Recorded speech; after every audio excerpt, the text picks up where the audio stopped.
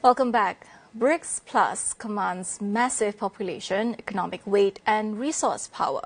But can it act as a unified global bloc? We have Professor Shandre Mugan Thangavelu from Sunway University to tell us more about it.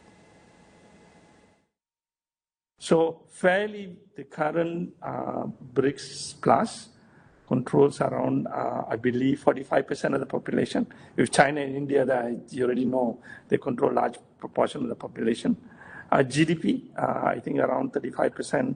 And interestingly, they control 30% of the oil resource, because Nigeria is there, Iran is there, then, of course, Egypt, UAE, they all are there. So there's also interest to bring Saudi Arabia into this fold. So it's not an OPEC, it's different from OPEC, but it's a different representation of the South. So they also have control over the resources, especially oil. With China coming in and if Indonesia joining them, China and Indonesia controls a large proportion of the essential minerals. Shandra added that control of oil and key minerals boosts BRICS Plus influence and attracts others to challenge Western dominance. However, he said that despite these opportunities, the group faces limitations due to differing political systems and ongoing border disputes. There are opportunities to do that, but at the same time, there's a limitation of how much they can actually do.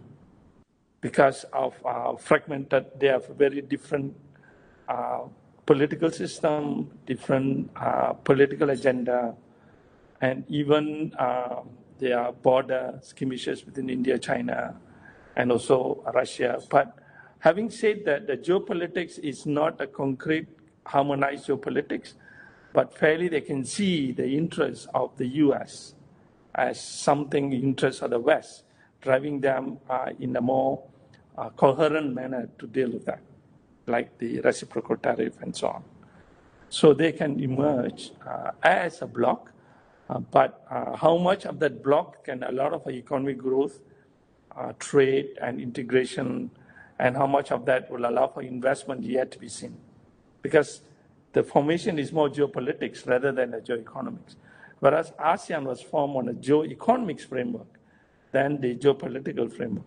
APEC was joined more on the geoeconomic framework rather than geopolitical framework. But opportunities arise because there are avenues for, one, different kind of international finance, because Russia has been pushed out of the global international financial framework. So fairly there was some kind of thinking and agreement between China, Russia, and India that they will use ruble for trade. So that kind of dimension can appear as an alternative vehicle currency, alternative form of currency that can be experimented within the BRICS Plus countries.